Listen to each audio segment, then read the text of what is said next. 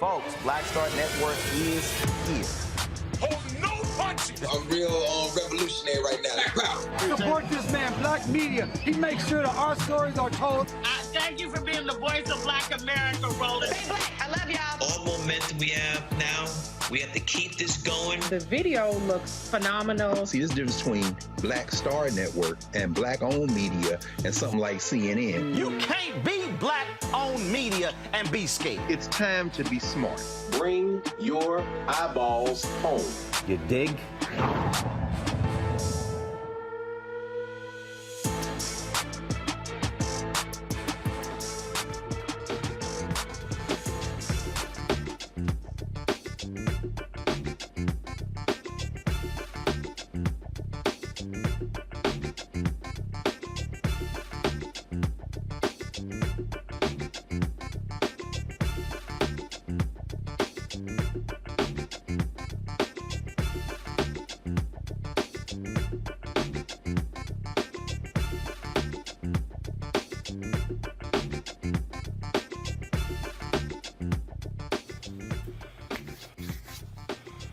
Today is Thursday, November 17th, 2022. Coming up on Roland Martin Unfiltered, streaming live on the Black Star Network, live here in Las Vegas. New leadership for Democrats in the United States House.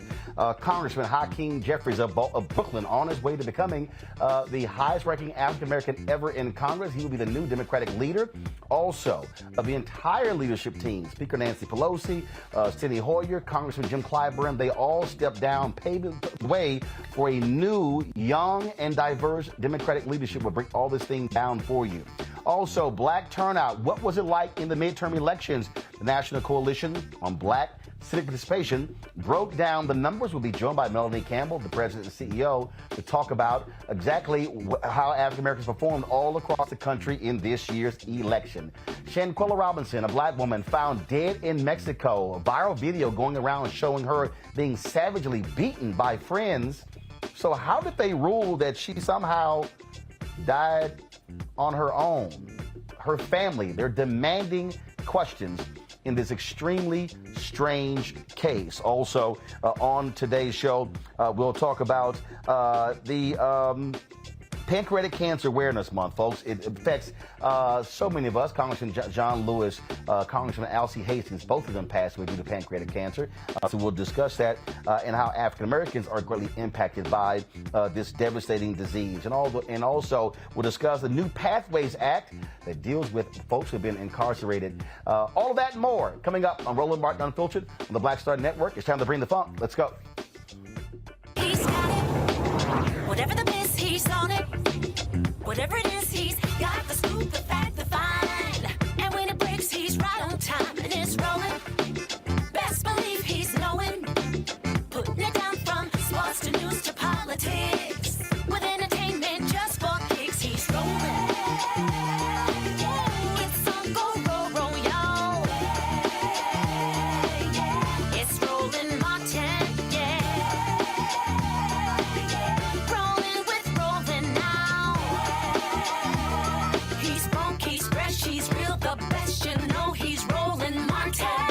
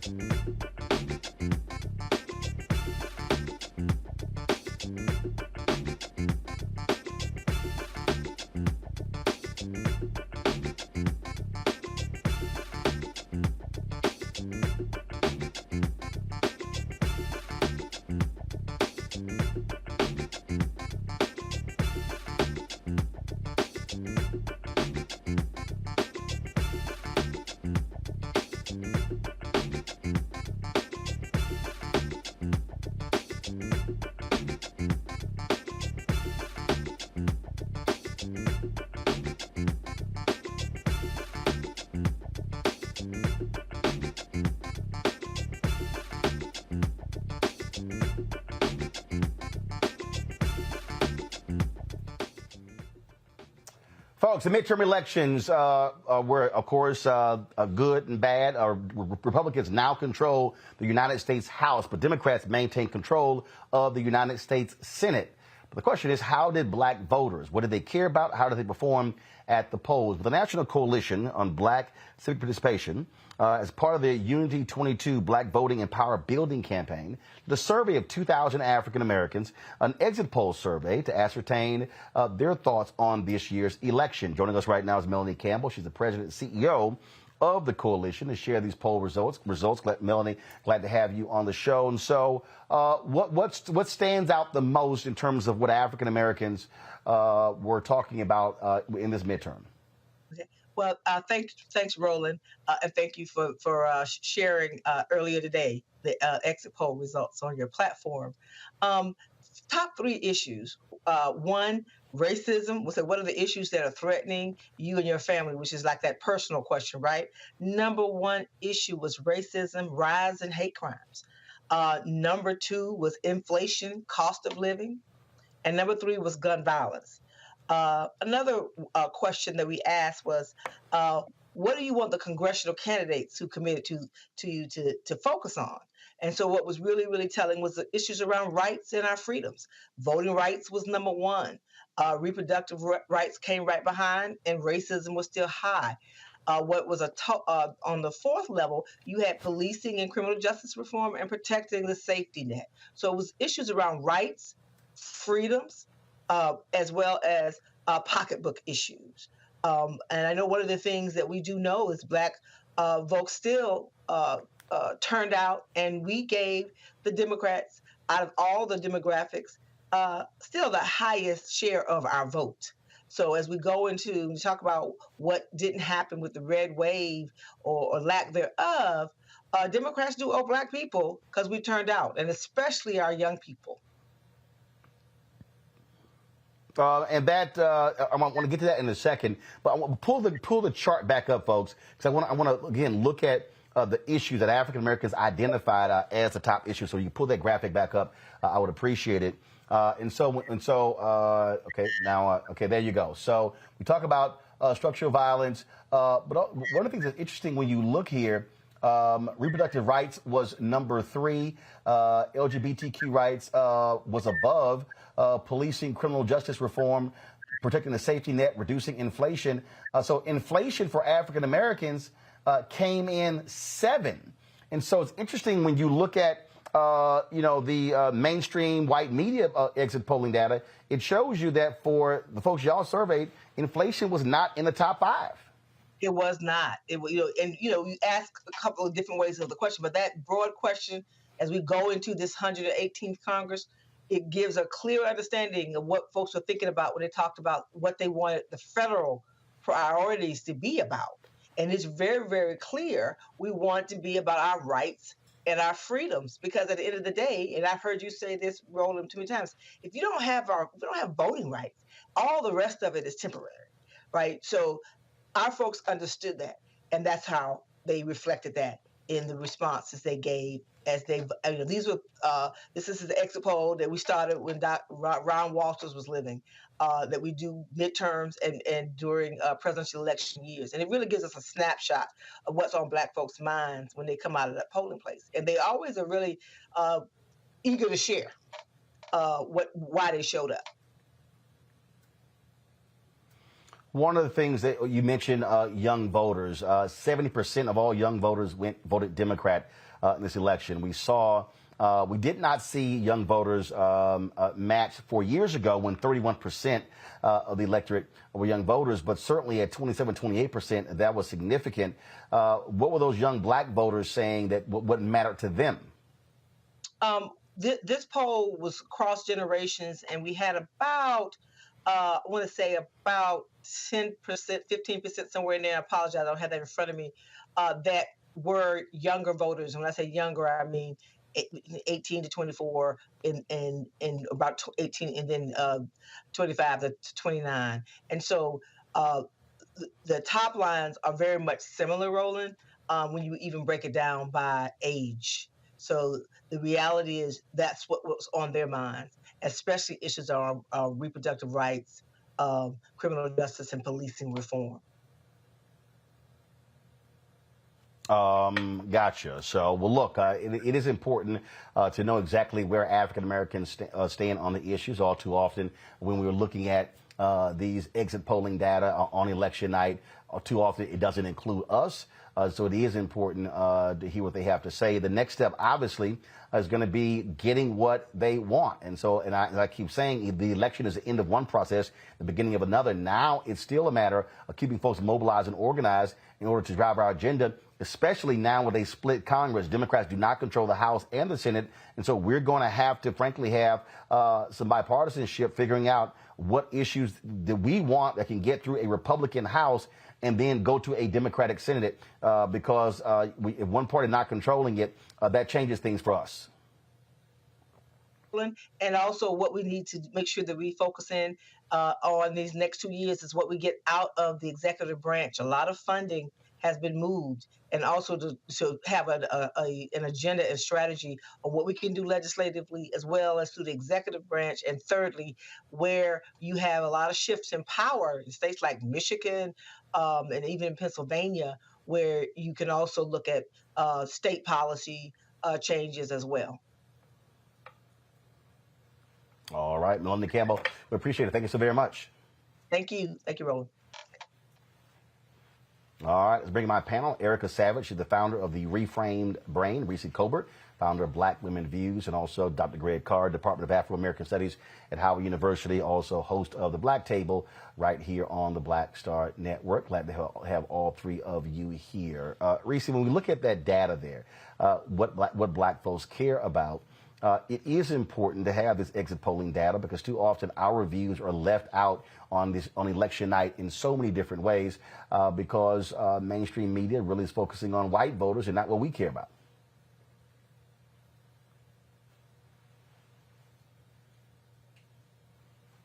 Reese, I think you're on mute, Reese. Okay, I got it now. Yeah, no, what I was saying. There we go. I think that mainstream media thinks of voting rights as like a fleeting story that most people don't really care about. But our citizenship is something that is constantly under attack by the Republicans in particular. And until we have enshrined those rights and until they stop being under attack, they have to be at the top of the list for us. Then when you look at reproductive rights, we have to talk about the disparities and how Black women in particular have with maternal health, but in terms of our health outcomes in the system, as well as Black men. And so I think that it's always important to have data to back up what we say, because we say these things all the time.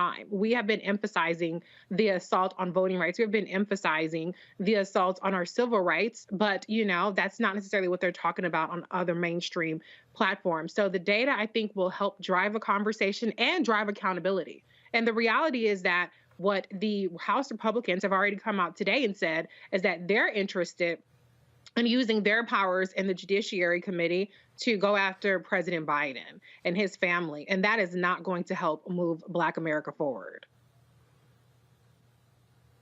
Yeah, and we already see, Erica, what their focus is by focusing on Hunter Biden. And that was always their goal. They want to unleash a variety of investigations across the board. But we are going to have to think in terms of having to deal with a Republican Congress. And so if we're talking about a Black agenda, we're going to have to figure out what issues, what policies that we care about that can get through a Republican-controlled House, because Democrats control the Senate, but you got to have both houses, anything to get passed. Otherwise, the only way to get anything is, frankly, through executive order from President Joe Biden. Absolutely, Roland. And had the Republicans not been telegraphing, publishing think pieces to share exactly what their plans were, we would not be prompted to really share what we've been sharing over the past years with regards to what Republican Congress looks like, because we've seen that before, right? They'd already said that they were going to, as you just said, unleash their powers of the judiciary to go after President Biden and his family. So really clogging up what could be good work happening. I think, and Melanie said this, and this is something I've been thinking about for a great deal, which is really 2024. We know there was a flaccid, somewhat response to Donald Trump's, the son of a Klansman, announcing his run for presidency was affected a lot by what we saw in the midterms. But however, Ron DeSantis, we already saw that he was a rising part of that brood. So, at one time we see the tables are kind of like moving away, but they're using that energy to fully galvanize their Scorch of the Earth campaign. So I think that between now and 2024, groups like Black Voters Matters, those working party groups that really are concentrated on engaging and educating the voters every day of the week, that there needs to be more resources going in towards that. And for really to have conversations around what this next Congress will look like, some of the things that we're definitely going to have to, in terms of groups on the ground, caucus around to get people involved, engaged with, because with, how effective disinformation and misinformation has been already, we're really going to need people who are on the ground being paid for the work that they're doing to keep voters engaged, reminding them of what has already been in place because of Democrats, and telling them what has been taken away because of Republicans, what they intend to continue to do, so that we can have momentum as people participate in their local elections, both this year and next year, but also gearing up for the general election in 2024. And Greg, look, when you look at those issues that African Americans talked about, I doubt very seriously you're going to see anything similar if you talk to white voters and you see what black people put at the top of that list. Absolutely. I mean, I can only echo what Reese and Erica have said. And particularly, as you say, Erica, with an eye toward 24, there'll be folks who say, here we go, 24 is going to be the most important. Well, please keep talking, and I'll just turn the volume down in my head, because the whole point is that this is a long distance run. And of course, we understand that, first of all, we need our think tanks. We need data-driven policymaking. So Melanie has demonstrated again with this poll, and it's now we have intergenerational folks on the wall. As we know, we see some of the younger people putting polls in the field as well. And I'm glad that she mentioned Ron Walters, the great Ron Walters, because this is a long-standing survey at midterms and every 4 years that is done. And then, of course, we see the power, as you are emphasizing, Roland, of the black press, the black media. There was a time when you could pick up the black press, the black newspapers, and read this kind of information. But now this is few and far between. Finally, sure, there's divided government, but let's be very clear. I like the way that Pramila Jayapal put it the other day. People always talk about the Democrats in disarray. Well, she coined a new phrase, Republicans in ruins. So let's be very clear. The Nut Caucus, and they may lose another member, looks like that Nut in the Colorado 3rd is only up by about 3,000 votes. So it'll probably trigger a recount. So who knows whether Lauren Boebert is coming back to Congress. But either way, it's a razor-thin majority. And while the kind of run-of-the-mill white nationalists like Kevin McCarthy and that boy out of Louisiana whose life was saved by black people at the softball game, Scalise, have kind of traded their Klan robes in for suits, they've got a whole nother group to worry about in the federal legislature. Now, depending on the House leadership, what emerges, if it's Hakeem Jeffries in them, it may very well be that they're going to be Democrats who are courted for their votes to pass legislation because the nut wing of the nut party is not going to go along with that majority. I'm saying all that to say that it's going to be a lot, like you said, Erica, it's going to be on Joe Biden on executive order. A lot is going to fall on him. But finally, with the Republicans in a form of ruin, quite frankly, whether it be Herschel Walker in Georgia, whether it be Donald Trump announcing he's going to run for president of the United States, or whether it be people like the ghoulish Rick Scott in the Senate saying, I'm going to gut Social Security and all forms of the safety net, what we are faced with is an opportunity now to press the advantage. It might be better that the Republicans are in the majority so we can get a preview of what they are for, so that, led again by black people, we can fight with what we are for and what they are against. The distinction is clear now, and the black media, black-owned media, black-supported media like Black Star Network is putting it, as Joe Madison would say, where the goats can get it. And Reese, look, I mean, folks need to understand, you're going to see all-out war. You're going to see Republicans being loud, demanding all sorts of investigations. Don't be surprised. They're going to be demanding Merrick Garland coming to do with the DOJ, every single agency. That's what they do. And of course, and so here's what's going to be quite interesting, is if Democrats say, you know what, we're just going to defy your subpoenas. No Republican complained because that's what they did for the January 6th committee. But we know damn well that ain't how the Democrats get down. They are very much people about decorum, about rules and regulations. And the Republicans are all about power, and they don't give a damn who they have to steamroll over, okay? So that's never going to happen.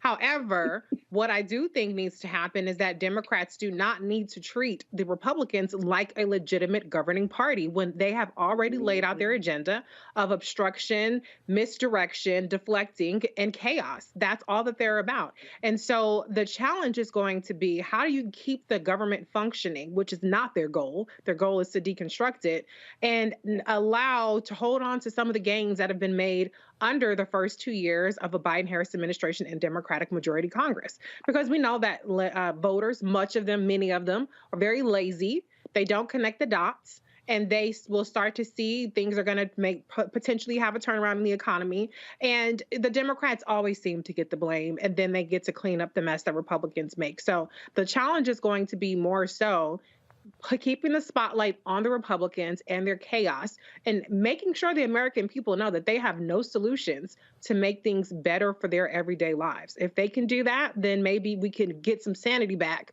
in 2024 with the Democrats back in charge. Absolutely, absolutely. Got to go to a break. We come back. We're going to talk about the changing of the guard in the U.S. House. Speaker Nancy Pelosi, Majority Leader Steny Hoyer, as well as the whip, Jim Clyburn, all of them are stepping down, and they're paving the way for a diverse, young Democratic leadership. Will tell you what that means. And Congressman Hakeem Jeffries of Brooklyn being on the path to becoming the first African-American Speaker of the House in U.S. history. Folks, you're watching Roland Martin Unfiltered on the Black Star Network. Don't forget to download the Black Star Network app. Available on all platforms: Apple phone, Android phone, Apple TV, Android TV, Roku, Amazon Fire TV, Xbox One, Samsung Smart TV. Support our show. Your resources make a huge difference. You can join our Bring the Funk fan club by sending a check and money order to P.O. Box 57196, Washington, D.C. 20037-0196. Cash App, $RM Unfiltered. PayPal is R Martin Unfiltered. Venmo is RM Unfiltered. Zelle is Roland at RolandSMartin.com. Roland at RolandMartinUnfiltered.com. And don't forget to get your copy of my book, White Fear, How the Browning of America is Making White Folks Lose Their Minds. Available at Ben Bella Books, Amazon, Barnes & Noble, IndieBound, Bookshop, Chapters, Books A Million, Target. You can also download a copy from Audible. We'll be right back.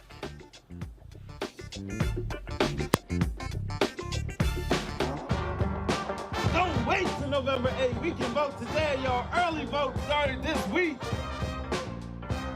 We're on Savannah State University's campus. We will be dorm storming today, giving out treats for everyone. We hope to see everyone at the polls when it comes to November. If you believe we got power, let them know. Make some noise. Put a fist up. I need to see a fist in the air because we got power. Come on, you put it up. Come get your shirt. We're out here in the streets of Savannah, Georgia. James, do not forget to go vote. I got you. If we vote the right people in, we can make a change. We can get these resources in our community. I am a woman, and it is important that we have the say-so of what we want to do with our bodies. We're concentrating on entrepreneurism, providing young people with resources and training that they need in order to change their trajectories. We want Black down. Democracy is on the ballot. Voting rights is on the ballot. Voting suppression is on the ballot. I am most passionate about those three combined because they all impact each other. Savannah is my home. I care about my community, and I care about representation in my community.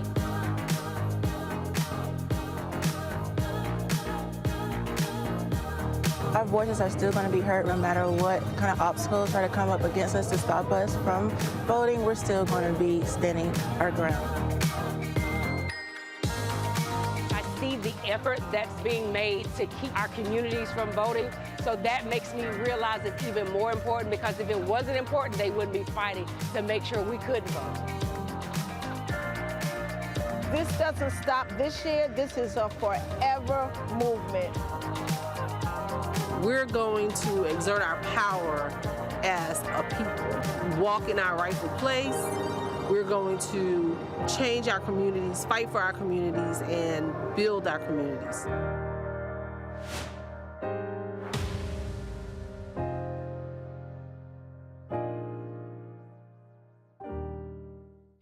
Hey, I'm Antonique Smith. Hey, I'm Arnez J. Hi, this is Cheryl Lee Ralph, and you are watching Roland Martin, Unfiltered. I mean, could it be any other way? Really? It's Roland Martin.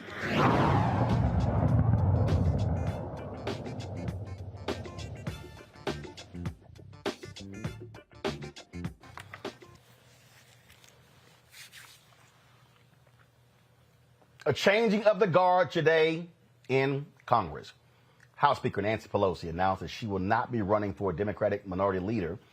This is what she had to say as she was applauded by her House colleagues for her long-term leadership, more than 2 decades, as the first female Speaker of the House in American history. Scripture teaches us that for everything there is a season, a time for every purpose under heaven. My friends, no matter what title you all, my colleagues, have bestowed upon me, Speaker, Leader, Whip, there is no greater official honor for me than to stand on this floor and to speak for the people of San Francisco.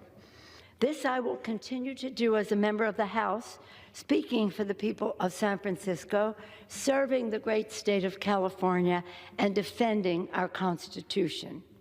And with great confidence in our caucus, I will not seek re-election to Democratic leadership in the next Congress. For me, the hours come for a new generation to lead the Democratic caucus that I so deeply respect. And I'm grateful that so many are ready and willing to shoulder this awesome responsibility. Folks, this is huge, huge news. Not only did she step down, Steny Hoyer of Maryland announced that he was not going to also run, as well as Congressman Jim Clyburn. All three of them, if you combine their ages, is more than 250 years. And so they understood the importance of having the next generation. And so Speaker Pelosi, by stepping down, says that all three are going to remain in Congress to assist the new leadership. And it is indeed very diverse, led by the fifth ranking member who leads the House Democratic Caucus is Congressman Hakeem Jeffries. He is going to be in position to be the next Democratic leader, and if they regain control of the U.S. House, the first African-American Speaker of the House. Joining us right now is Congresswoman Brenda Lawrence from Michigan. She is at the airport, and so glad to have you on the show, Congresswoman. This is a huge day. You're also leaving Congress, but I must say this transition, how this was done, I think is quite impressive by these three. Understanding they've served quite some time, understanding all three of them up there in age, and then to step aside and create the pathway for the next generation of leadership is quite impressive. It is, and thank you for having me, Roland. Today was an amazing day. You know, when the speaker made the comment, there's a time and season for every purpose under the sun. I came to that realization in my own personal career of 30 years of elected office.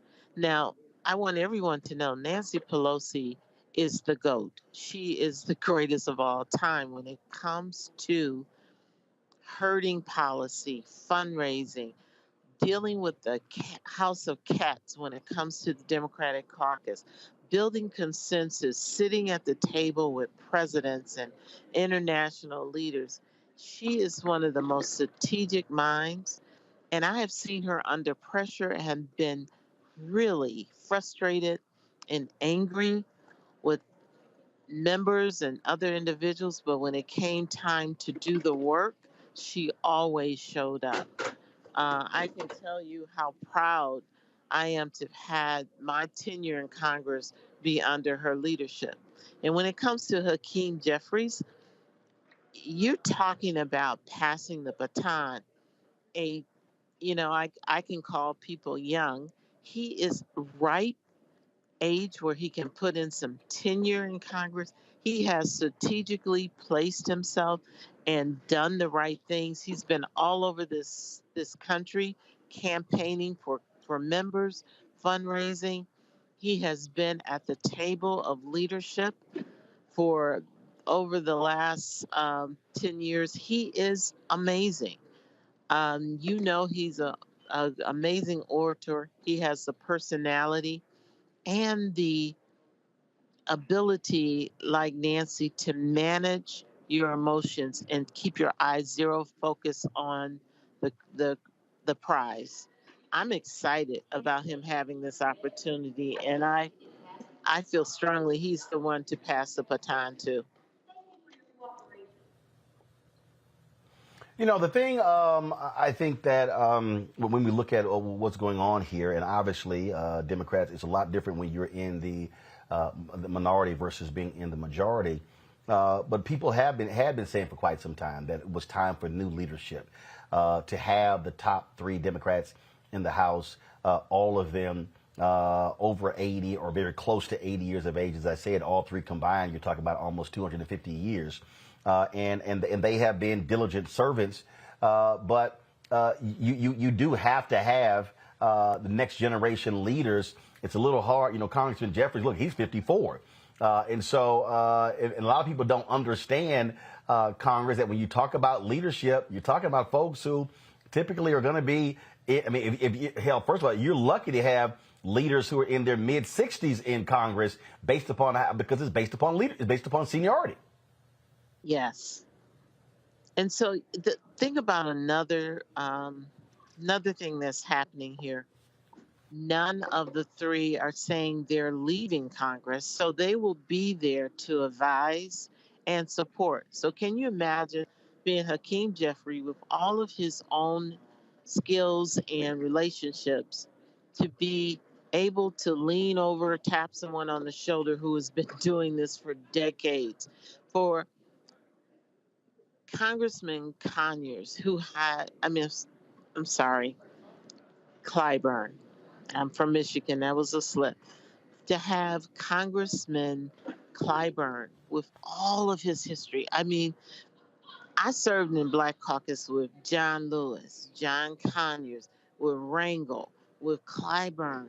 These amazing historians who have not only read, they know and met people and have lived through the history of so much of this country.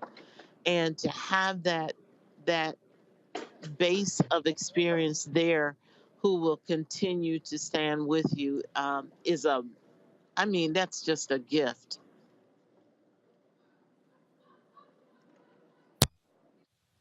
And it was Congresswoman Joyce Beatty who said that there's really little doubt that the entire CBC will be standing behind Congressman Hakeem Jeffries to assume the top position in the Democratic caucus, or the Democratic side. We've been planning for a long time because, Nancy Pelosi had made that promise that she was going to run for another 2 terms and she was, not going to run again. So obviously, we in the Black Caucus and in other caucuses in Congress, they've been putting out their, what's the plan? What are we going to do? And it's a good time when there's transition and it's not chaos. And so for me today, I felt like it was transition. I mean, I didn't see like I'm walking out the door, you're on your own, I've done mine, now you do yours. It was thoughtful. And so I think we're in a good place as Dems. And it's going to be hard, whoever is the leader, because I've been in the minority. I've served under Republican and Democratic presidents, and having the minority in the House is not a good place, especially with the temperament of the Republicans now in the House. We're going to have to fight off investigations, impeachments, taking away committee assignments, because they've had a few years of piling up anger and resentment. And then you got the Trump factor built into that. So, Hakeem is going to need all the support he can get, and the Black Caucus will be there for him.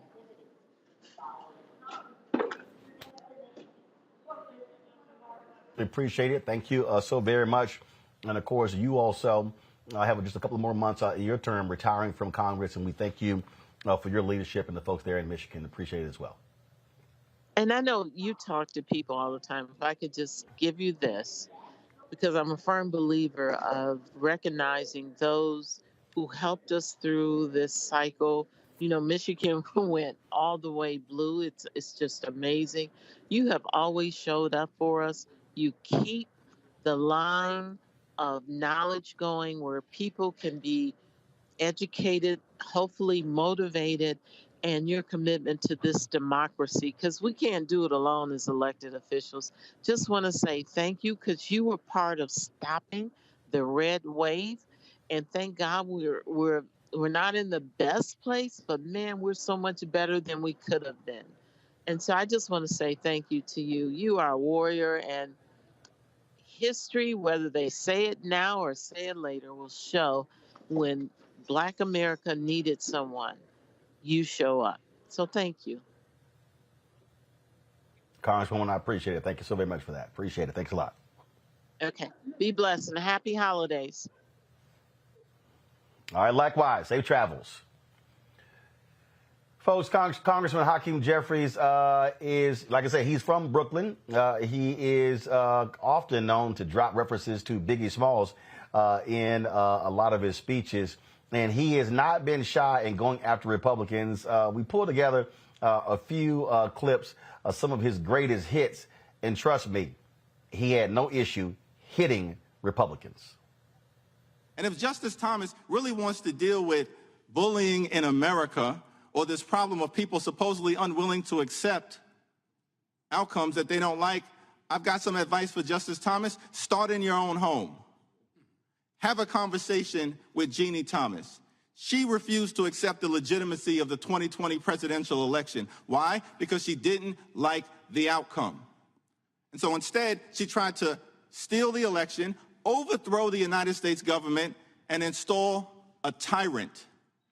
That's bullying.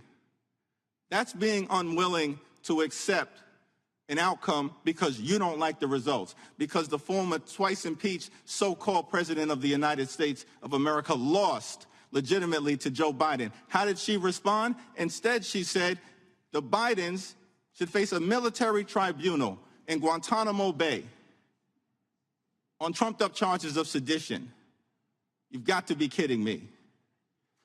And lastly, let me ask this question of Brother Thomas. Why are you such a hater? Hate on civil rights, hate on women's rights, hate on reproductive rights, hate on voting rights, hate on marital rights, hate on equal protection under the law, hate on liberty and justice for all, hate on free and fair elections. Why are you such a hater? And you think you can get away with it, escape public scrutiny? Because you think that shamelessness is your superpower? Mr. Chairman, a point of order. Here's a news flash straight from the House Judiciary Committee. Point of order. Truth crushed to the ground will rise again, and truth will be your kryptonite. How the heck did you become the head of the Department of Justice? So hopefully you can help me work through this confusion. All right, well, Congressman, Mr. Whitaker, that was a statement, not a question. Okay. I assume you know the difference.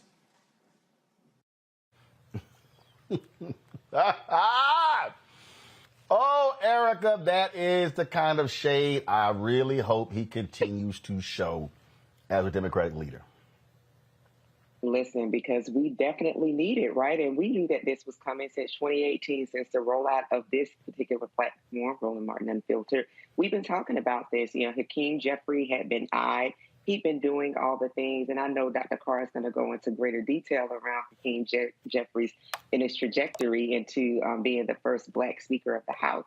But this is the path that he's been on, and we just talked about it. Reese just talked about the whole decorum, the really need for a breath of new energy, and it's to give respect and give flowers where they're due, right? The $1.2 billion that Leader Pelosi raised for the Democratic Party, the way that she has, championed her particular congressional district for 35 years as the leader, for a significant period of time, the first woman leader. But this is now the time for change, particularly since the Republicans have told you they are agents of chaos. They are domestic terrorists. This is the way that it will be. They have said from education levels.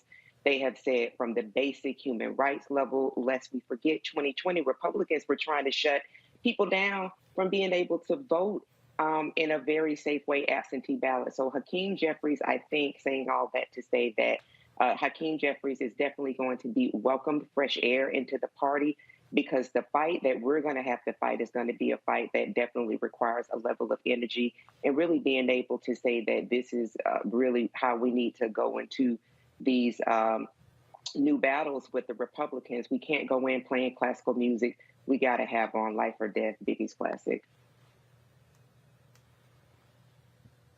The thing that I think that when we look at this, Greg, and really break down this transition, was smart.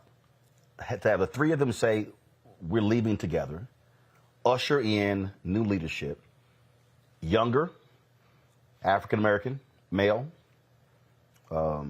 Hispanic male, I think a white woman, and and those they still have to vote, but pretty much they've already decided who the three are going to be, and they're going to need fighters.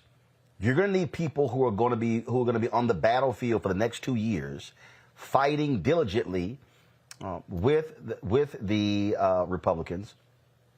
And Greg, I also say this here, with Congressman Jeffries being leader, we can also now get to see the leader talk to black-owned media. Because I was very critical of Speaker Nancy Pelosi, who did not consistently talk to black-owned media. So thank goodness with this leadership change, we're going to see that, because we won't be shut out from the top Democratic position in the House. One can hope. One can hope. And of course, we've seen Brother Hakeem, Congressman Jeffries, on your platforms. So, yeah, I think that's probably true. This, of course, has been in the plan, in the works for a very long time. As Erica said, I mean, Hakeem Jeffries, in his rise in the New York State Assembly, then, won that congressional seat, ran, against established leadership in the Democratic Party, and then beat Charles Barron in 2012 and has been moving up the ranks very carefully. He probably is closer to being a centrist, although he is a member of the Congressional Progressive Caucus. You can't take that away from him, and should credit him for that. But he's not the son of, he's not the son of an old school fist fighter like Nancy Pelosi, the daughter of Thomas DeSandro, the former mayor of Baltimore. She rep California, but she's really Baltimore. And the thing about Nancy Pelosi is she stand up and make you salute. I think that not only has Hakeem Jeffries learned a lot from Nancy Pelosi, he will continue to learn a lot, because she's about to now not be a backbencher, but basically, I would dare say probably not as influential as Don Corleone to Michael Corleone when he became the consigliere in The Godfather, but she's not going anywhere. And they planned this all out. If the Democrats had kept the House, then of course they were going to try to push some legislation through. They kept both houses, and Biden signed some legislation. But if they were to lose, I'm sure this was the trigger all along. As you say, they're going to put Catherine Clark, probably from Massachusetts, in as number 2, and then Pete Aguilar from California is number 3. And the challenge, however, is that Brother Jeffries has 2 years to show he can herd those cats. Nancy Pelosi herding cats like Alexandria Ocasio-Cortez and Ayanna Pressley and Rashida Tlaib and them, the squad, that's a little different, because in the end, they stood up and saluted on most stuff. Hakeem Jeffries, particularly given, the fact that with his, Team Blue Pack crew, they supported incumbents, not all incumbents. Now, they didn't support Couliar in Texas because he got all kind of scandals, but they didn't also go out and to rush to the aid necessarily of progressives. That's going to, we got to see how he manages his own emotions and really keeps that caucus together. Finally, there are some new voices in the federal legislature. My former student, Summer Lee, who's coming in from the 12th Pennsylvania, she's joining the squad. Hakeem Jeffries is going to need more than hip-hop quotes to keep the Democratic Party together, just like the Republican Party has a hard white nationalist flank. The Democratic Party, and this isn't an equivalency at all, I'm just saying they've got a progressive flank that is deeply suspicious of Hakeem Jeffries, and he's going to have to show, he's got 24 months to show his political mettle. I think he's up to the challenge, but I think the jury is out. This next 2 years is probably best they lost. It's probably best they lost the House of Representatives, because this gives them 2 years, particularly with Trump around, DeSantis and them, to hide behind those boogeymen before they reemerge. And I think they will reemerge, and Hakeem Jeffries is going to be the speaker, and then that's when the fun's going to start. I think it's a trip, Reese, when you look at folks like Yank Uger of the Young Turks, who's just going off, going crazy. He tweeted, I don't know why any progressive would vote for Hakeem Jeffries for leader. He is diametrically opposed to us on most of our policy priorities and represents the corporate wing of the party. So he's been, tweeting up a storm. He said, let's be honest, progressive leadership in Congress has been a disaster. We've gotten almost none of our priorities passed. We have not used any of our power or leverage. They went with the trust leadership strategy, which was both naive and craven. It led to 0 results. And here's the whole deal. Yank is wrong. And I'm going to say this and I'm going to say this repeatedly, and this is the hard thing. Democratic progressives are going to have to learn and understand the math. The Democratic Party, and I don't care. Y'all can sit here and yell, holler, scream, tell me I'm wrong. This is a fact. The Democratic Party simply has a much larger tent than the Republicans. That's true. In the Republican Party, you're either right or hard right. There are no moderates in the Republican Party. They don't exist. Now, on the Democratic side, you have moderate Dems, centrist Dems. You have left Dems, progressive Dems. You've got far left Dems. And the fact of the matter is, if you want to get something done, you need 218. 218. It's called math. Okay? The progressives simply don't have the math. Neither do the centrists. So there's a notion that, right. And the centrists don't have the math. Nobody has the math. Right. Exactly. Nobody has the math. Right. So when you don't have the math, what do you have to do? Exactly. You got to negotiate. You got to compromise.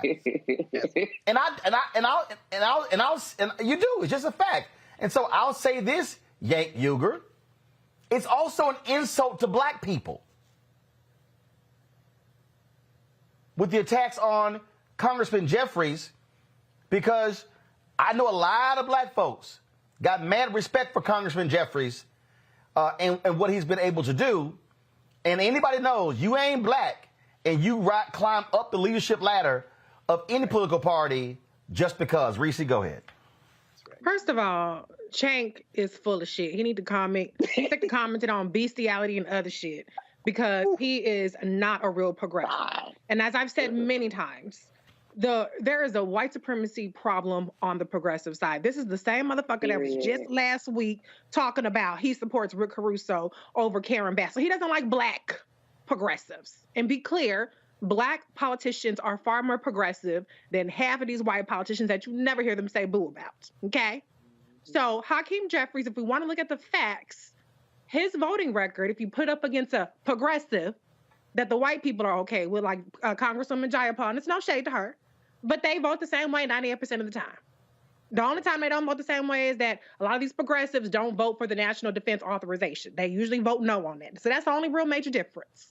So it's not about policy. If you want to talk about what progressives have gotten accomplished, let's talk about what black people have gotten out of the Congress. Not out of the Senate because it's being blocked, but out of the House. We got anti-lynching legislation. We got voting rights legislation. We got a number of things. The list can go on and on and on. I ain't got all that much time. So we got what we need in terms of what pushes us forward. We just had the exit polling on what black people are prioritizing. But with these white progressives and these white supremacist aggressives, because that's what they're for first and foremost, they haven't gotten their Medicare for all. Okay, well, that's too bad. That ain't happening. Okay?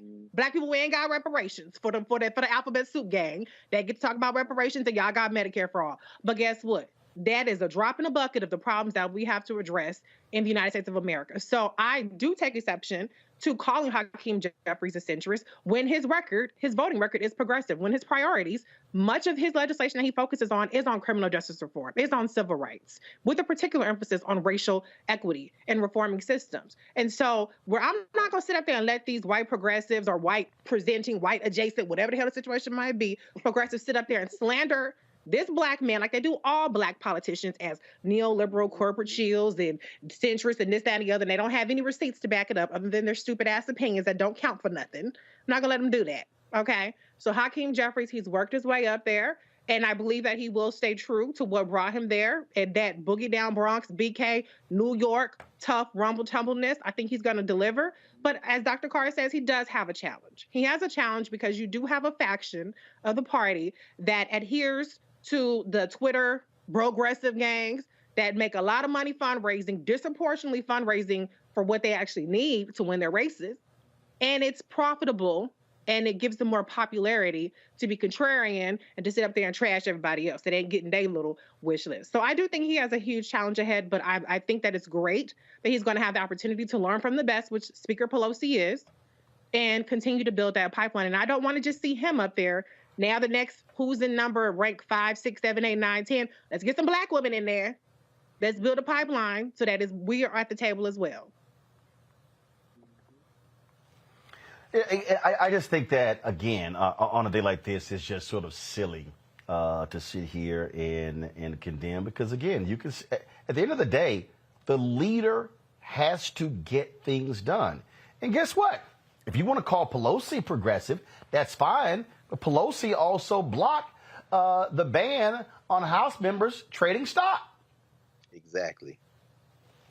Well, let's be very clear. A lot of clear progressives wanted that. I mean, yeah. Greg, go ahead. Voting, no, I was going to say the voting record is progressive for sure. Hakeem Jeffries has pretty much been in lockstep. On foreign policy, there will never be an agreement. I mean, in foreign policy, the Democrats and Republicans are virtually indistinguishable. You talked last week, Roland, about the millions that AIPAC dumped in that primary to try to stop Summer Lee.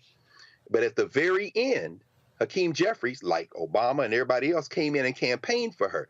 He's a pragmatist. So not on his policy record, but on his politics. His politics are very much, and that Team Blue Pack that he has accepts corporate money. They're never going to block corporate money. That's why Uyghur and the Young Turks and them call them corporate Dems. I agree that we shouldn't even be listening to nothing they say. They just flamethrowers. But I also think that some of these progressives, they're not lockstep in just social media. When you start looking at the policy that they have worked their way up and done, I think, as you say, Roland, the challenge that Hakeem Jeffries is going to have, Congressman Jeffries is going to have, is keeping that caucus together. And for all of the rhetoric and all the arguing the Democrats do, Nancy Pelosi was a thug. And at the end of the day, she could get them all to stand up and salute. Hakeem Jeffries has thug tendencies, but he is 5 years old compared to the million-year-old Nancy Pelosi, which is why they stepped down together, because they ain't going nowhere. Understand that it's only late breaking news for the news media. They've been plotting this all along. If they lost, this was going to be the move. The question we have now is whether Hakeem Jeffries can thread that needle, because what we haven't discussed, and I'm not going to bring it up here except by innuendo, is the fact that when these white folks decide they want to come for Hakeem Jeffries, and he has spent his entire political career trying to guard against that by doing what he needed to do what he's done, they're going to attack him from a place that most people are not looking for where they come, and that most people are not looking for. And I hope and pray that not only he withstands that, but he can transcend it. But quite frankly, we just got to see. Nobody knows. This is the first time he's going to be in this position, and he's got 24 months to figure it out. But that's for everybody. I mean, it's going to be hard for anybody to step into Pelosi's shoes. And so I think he does have an advantage of a 2-year training with the training wheels on and with the tricycle instead of the bicycle. He ain't get it on the Harley yet. He still got some training wheels. So I don't think that's a unique to Hakeem Jeffries issue that he's facing. You're right. You're absolutely right, Reese. It would have been anybody. You're absolutely right. Yeah. But I do believe that what is important here. What is important right here is going to be they need fighters. The Republicans for the next 2 years are going to be engaged in culture wars. They're going to be engaged in investigations, and you're going to need people who are ready to do battle. And I believe that Congressman Hakeem Jeffries absolutely is one of those people. All right, folks, got to go to a break. We come back more on Roland Martin Unfiltered, including Black and Missing. In this strange case out of Mexico, a black woman from Charlotte goes to Mexico with friends, goes to Cabo. Video is posted of her being savagely beaten. She ends up with all sorts of injuries, broken spine. She's dead. Her friends come back to the United States. Authorities say she just died. How? Her family is demanding answers. We'll discuss that as well. You're watching Roland Martin Unfiltered on the Black Star Network, folks. Don't forget, if you want to support us, first of all, if you're watching on YouTube, hit the like button. Same thing, Facebook, Twitch, Instagram. Hit the like button, hit the share button. Let folks know we're here. Trust me, when we are able to hit 1,000, 1,500, or 2,000 likes on YouTube, that helps us tremendously with their algorithm, which increases our revenue as well. And so please, we want to hit that with those numbers when we come back. I would love for us to be at, again, 1,000 plus likes with nearly 4,000 folks watching right now. So y'all, it's hard, it's free. So just hit the doggone button. Right now, we're at 1,100, so let's take that thing up, y'all. Let's hit 2,000 today, please. Let's do that. So hit the like button. Download the Black Star Network app, Apple phone, Android phone, Apple TV, Android TV, Roku, Amazon Fire TV, Xbox One, Samsung Smart TV. And you can also, of course, join our Bring the Funk fan club as well. Check-in money orders to P.O. Box 57196, Washington, D.C. 20037-0196. Cash App, $RM Unfiltered. PayPal, R Martin Unfiltered. Venmo is RM Unfiltered. Zelle is Roland at RolandSMartin.com. Roland at RolandMartin.com. We'll be right back. I am on screen, and I am representing what a black man is to the entire world that's going to see this. And this might be the only black man, a representation of a black man that they see. Right. So I am responsible. Right. For how they see black men. And it's my responsibility to, if I am not playing an upstanding, honorable, someone with a strong principle or moral core, to make sure that this character is so specific. Right. That it is him, not black men. And I wish that more actors would realize how important their position is as an actor of color, playing people of color on screen. Because there are people that see us all over the world in these different images that we portray. And not everyone knows black people to know, yes, that's not all.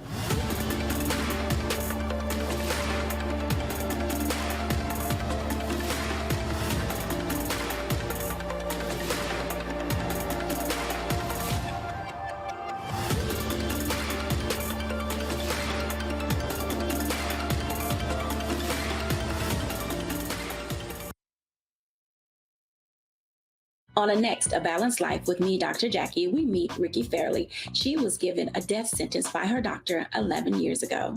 But for Ricky, giving up was not an option. She declared war on her disease, turned her entire life upside down, and won the battle. I know that God left me here to do this work. And when you talk about faith, faith is what got me through. I mean, I had to relinquish my faith and give my life to God and say, okay, God, what have you got for me? And He gave me my purpose. And that's why I'm here. Her amazing story of strength, balance, and survival here on A Balanced Life with Dr. Jackie on Black Star Network. When you talk about blackness and what happens in black culture, we're about covering these things that matter to us, speaking to our issues and concerns. This is a genuine people-powered movement. There's a lot of stuff that we're not getting. You get it, and you spread the word. We wish to plead our own cause. Too long have others spoken for us. We cannot tell our own story if we can't pay for it. This is about covering us. Invest in black-owned media. Your dollars matter. We don't have to keep asking them to cover our stuff. So please support us in what we do, folks. We want to hit 2,000 people, $50 this month, raise $100,000. We're behind 100,000, so we want to hit that. Y'all money makes this possible. Check some money orders. Go to P.O. Box 57196, Washington, D.C. 20037-0196. The Cash App is $RM Unfiltered. PayPal is R Martin Unfiltered. Venmo is RM Unfiltered. Zelle is Roland at RolandSMartin.com. Don't wait till November 8th. We can vote today, y'all. Early vote started this week. We're on Savannah State University's campus. We will be dorm storming today, giving out treats for everyone. We hope to see everyone at the polls when it comes to November. If you believe we got power, let them know. Make some noise. Put a fist up. I need to see a fist in the air because we got power. Come on, you put it up. Come get your shirt. We're out here in the streets of Savannah, Georgia. James, do not forget to go vote. I got you. If we vote the right people in, we can make a change. We can get these resources in our community. I am a woman, and it is important that we have the say-so of what we want to do with our bodies. We're concentrating on entrepreneurism, providing young people with resources and training that they need in order to change their trajectories. We want Black down. Democracy is on the ballot. Voting rights is on the ballot. Voting suppression is on the ballot. I am most passionate about those three combined because they all impact each other. Savannah is my home. I care about my community, and I care about representation in my community.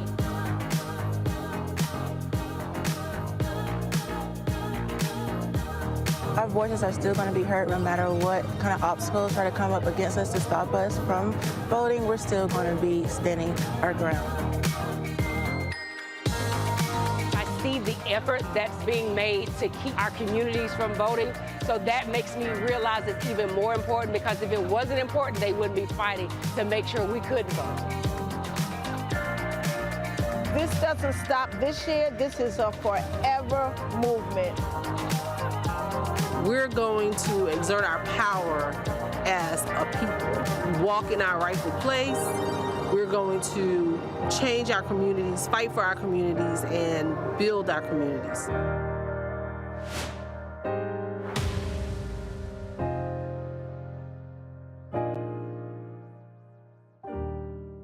Hatred on the streets, a horrific scene, a white nationalist rally that descended into deadly violence.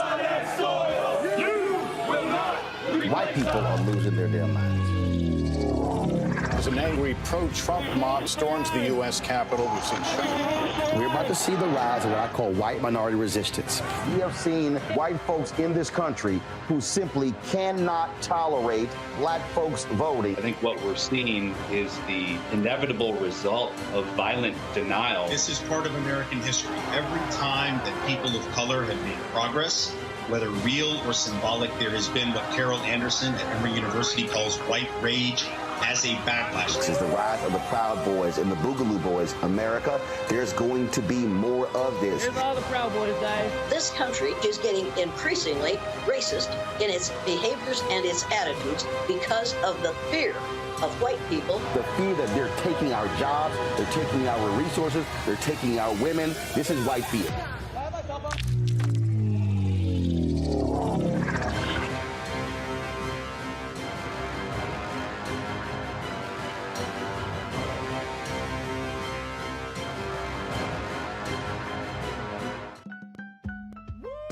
We're all impacted by the culture, whether we know it or not. From politics to music and entertainment, it's a huge part of our lives, and we're going to talk about it every day right here on The Culture with me, Faraji Muhammad, only on the Black Star Network. Folks, Black Star Network is here. I'm real revolutionary right now. Support this man, Black Media. He makes sure that our stories are told. Thank you for being the voice of Black America, Roland. Stay black. I love y'all. All momentum we have now, we have to keep this going. The video looks phenomenal. See, there's a difference between Black Star Network and Black-owned media and something like CNN. You can't be Black-owned media and be scared. It's time to be smart. Bring your eyeballs home. You dig?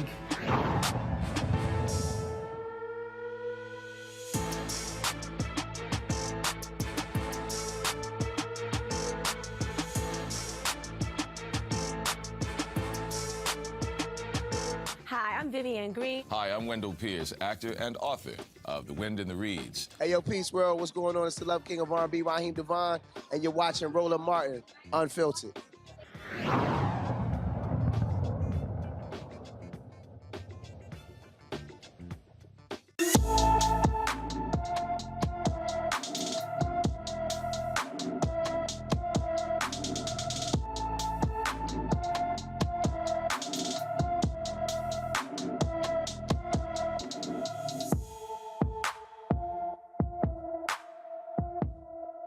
Folks, Ashley Rozier has been missing from Loxahatchee, Florida since October 3rd. The 17-year-old is 5 feet 8 inches tall, weighs 120 pounds, with black hair and brown hair. Anyone with information about Ashley Rozier should call the Palm Beach County, Florida Sheriff's Office at 561-688-3400, 561-688-3400. Folks, we have lost a number of folks to pancreatic cancer. Congressman John Lewis, of course, passed away of that. Also, Congressman Alcee Hastings had pancreatic cancer just a few days ago. I got a text message. My friend, brother Jay Harris, who's an anchor at ESPN, his mother was diagnosed with pancreatic cancer, was given 6 months. She passed away after 6 weeks. And so condolences go out to Jay Harris and his family. And I've known so many others. Ruth Bader Ginsburg, Supreme Court Justice, of course. She had bouts with pancreatic cancer as well. Steve Jobs passed away of Apple. But did you know that African Americans will have a higher incidence of pancreatic cancer than any other group in the United States? Another one of those health categories where we don't want to be leading. The incident rate for Blacks is 15.9 per 100,000 people, while for whites is 13.4 per 100,000. Not only is pancreatic cancer more common among African Americans, but African Americans are more often diagnosed with advanced inoperable pancreatic cancer. African Americans are also less likely to undergo evaluation by a surgeon and less likely to receive surgery than any other racial group in the United States. Folks, joining us right now is Julie Fleshman. She's the president and CEO of PanCan. Julie, glad to have you here. So, I mean, whenever these things happen, and we read these stats, Julie, it just for so often, I don't care. Pancreatic cancer, breast cancer, prostate cancer, diabetes, we go on and on and on. How African Americans are unfortunately leading in so many of these areas, and it's leading to our folks dying earlier. Absolutely. And that's why, we really want to get the word out about the symptoms and the risk factors for pancreatic cancer. So in particular, the Black American community knows about the disease and is aware that they're at risk and understands what the symptoms are so that when they're experiencing any of those things, they can go in and talk to their doctor about it. And so, what is the medical folks do? What are they doing? Because when you start looking at less likely to have the kind of surgery, less likely to be diagnosed, I mean, that's a problem with the doctors. Yes, absolutely. And pancreatic cancer is a challenging disease. It is the third leading cause of cancer death in the United States. The 5-year survival rate is just 11%. And so it's a difficult disease anyways. And then you layer on top of it some of these other issues that you're raising. PanCan provides a wonderful patient services program that's available free of charge to anyone. Patient, family member, a friend of the patient can call in and get connected to a case manager and get information and resources so that the patient and the family can make informed decisions about their care. So I certainly want to make sure that the African American community is aware of PanCan, is aware of the services that we offer, and if there is anyone that is facing this disease, that they call, get information and resources. We can help direct them to a specialist, a pancreatic cancer specialist in their area. We can provide them with information about treatment options, about clinical trials. So we are trying to do our part to ensure that individuals are informed, educated, and ultimately can be their own best, champions of their health. So if we're talking about seeing changes in this country, what about the dollars? Are the proper dollars going to informing, educating African Americans about this issue? Is there a disparity there?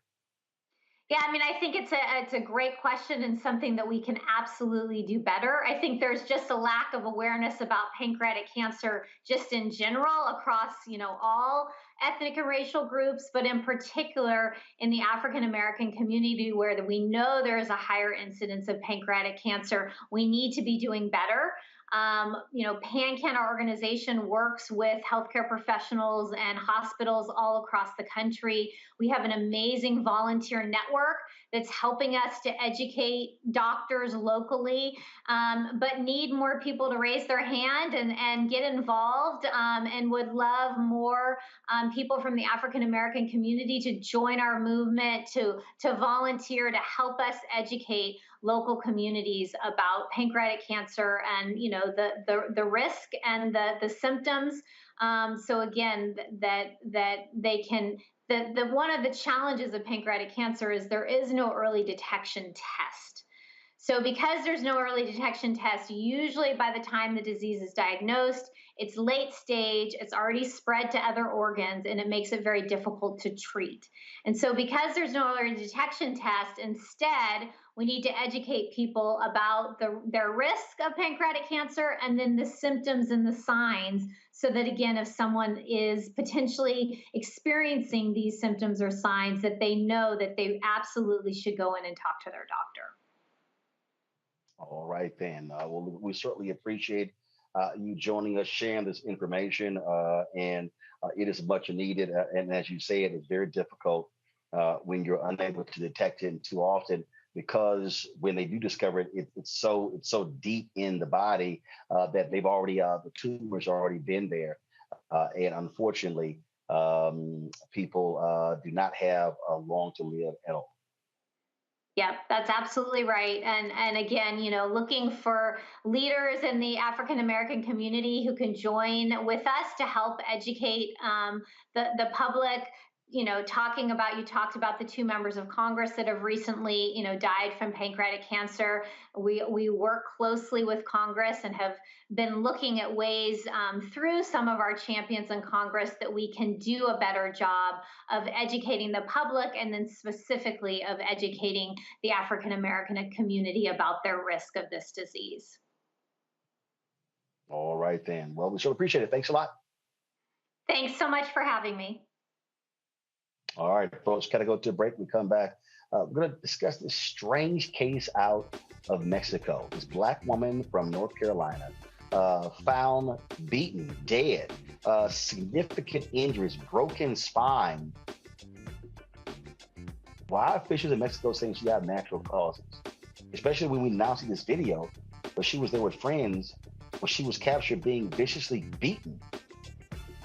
Folks, you see people discussing Shanquella Robinson. We'll talk about that next on Roland Martin Unfiltered, right here on the Black Star Network. Pull up a chair, take your seat. The Black Tape with me, Dr. Greg Carr, here on the Black Star Network.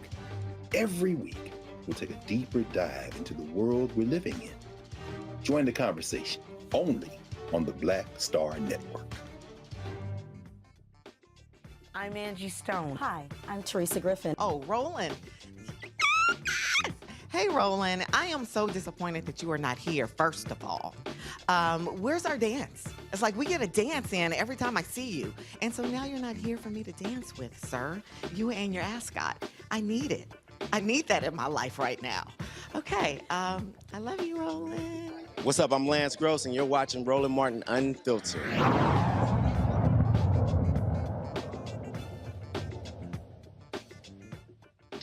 Folks, a North Carolina family, they are mourning the loss of their daughter after she and a group of friends went to Mexico, where she was found dead.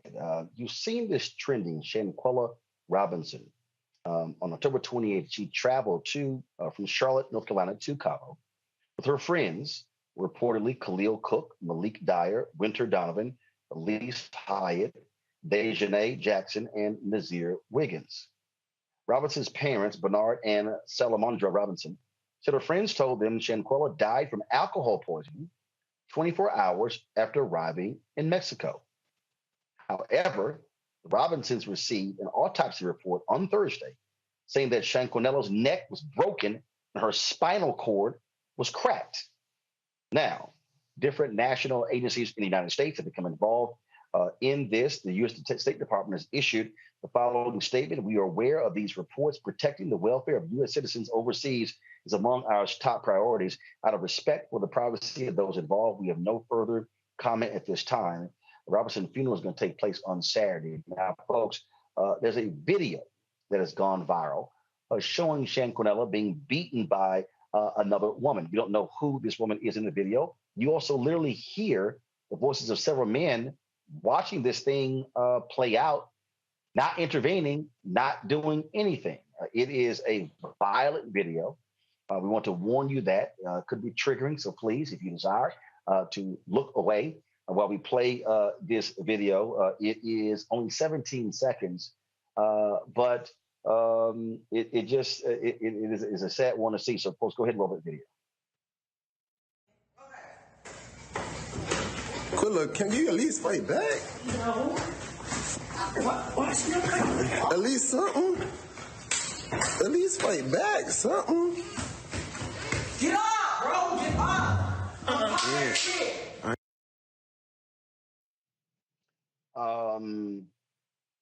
Bring my panel in right now. That is a very, very disturbing video to watch, Erica. To also, you go to Cabo with so-called friends. You're being beaten, and then somebody on the video game, well, at least fight back. Well, at least your punk ass step in and say, hey, friends should be fighting like this here. And then to find out she had a cracked spine, a broken neck. I'm sorry, unless she was drinking and fell off of a balcony on a car below, I'm sorry, there's got to be some kind of explanation. And for these, and then these so-called friends, she's dead, booked their flights, return home, like no biggie. Come on. Wow. Yeah, I was not able to watch that, and definitely want to send condolences to the family of Shanquilla Robinson.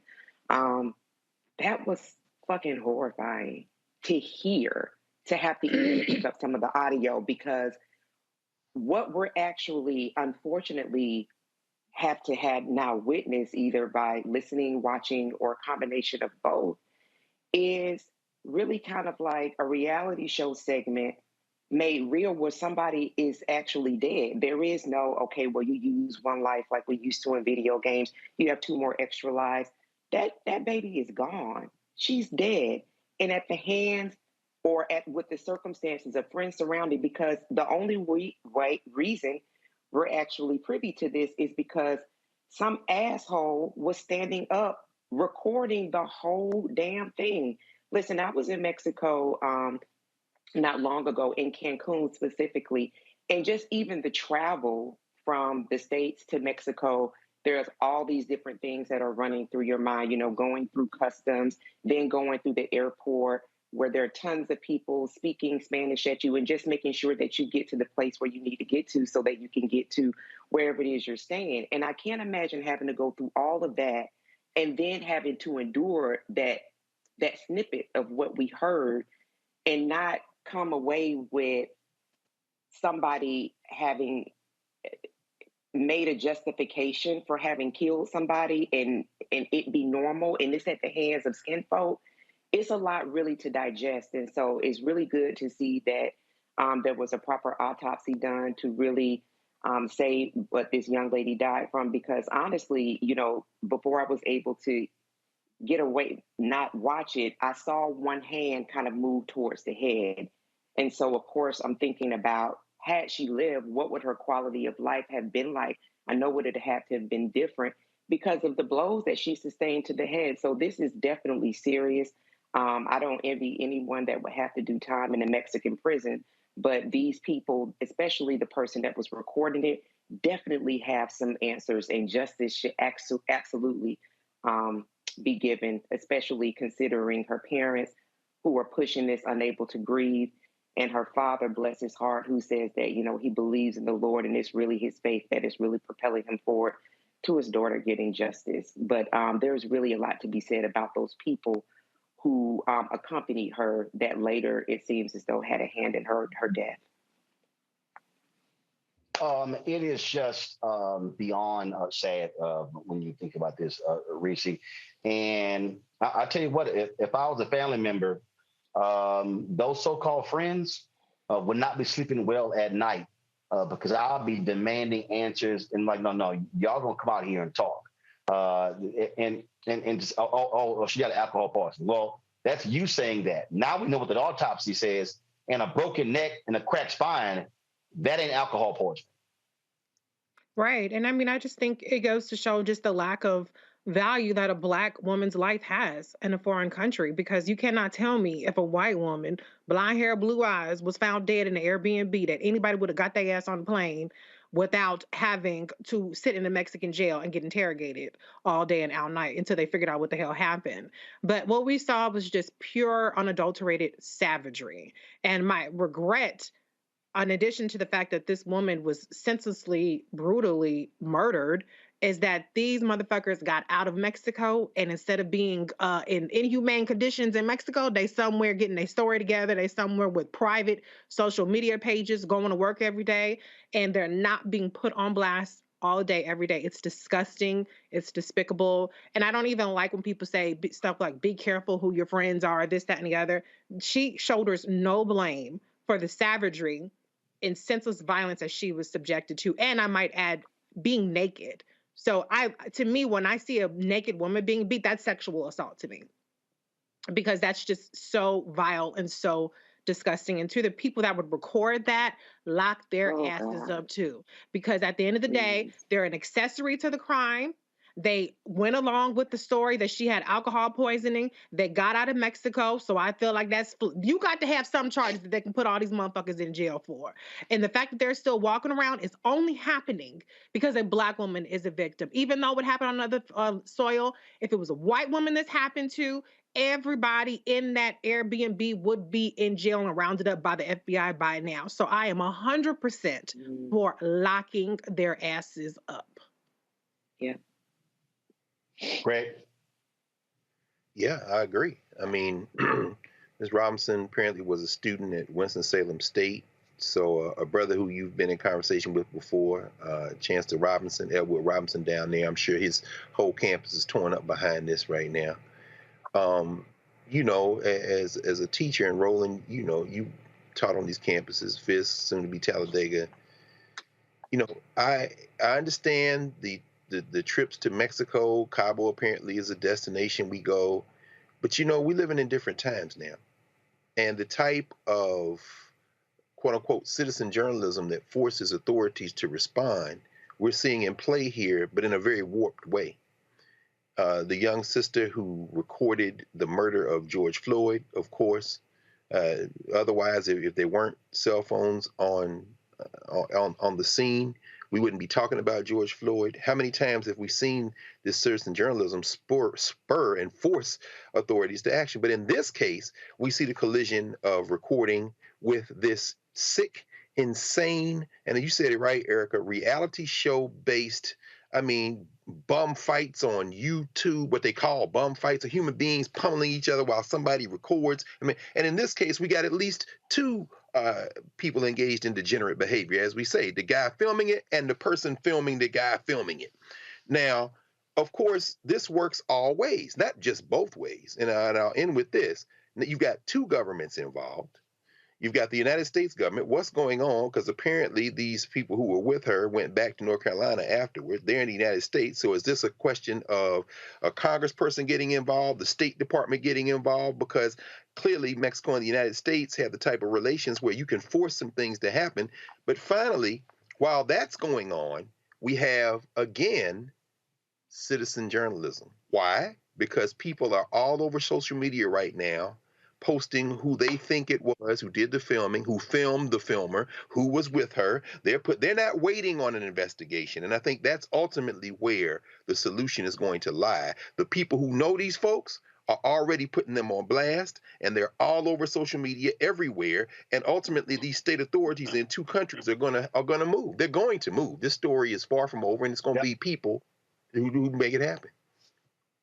And indeed, and the folks at Untold Freedom, Timothy Mallory and others, they have been in touch with her family. And so we certainly look forward to continue to cover this story and make sure that it gets the attention that it rightfully deserves. All right, folks, let's talk about the issue of people who are being released from prison every single year into a world that they don't necessarily recognize. Some 600,000 people, again, released every single year. And upon their release, they face significant barriers to entry, like getting a government ID, which is a requirement for housing, for getting a bank account and registering to vote.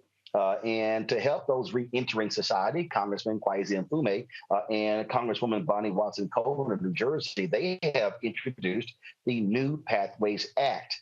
Congresswoman Coleman joins us right now to explain exactly what this bill will do. Glad to have you on the show. First, before we do that, I do want to get, we had Congresswoman Brenda Lawrence on earlier, and I want to get just your thoughts on today's announcement, the changing of the guard in the House Democratic caucus, if you will, with Speaker Nancy Pelosi saying she would not run for leader, paving the way for Congressman Hakeem Jeffries, who's right across the river there from you, ascending to the top of the leadership.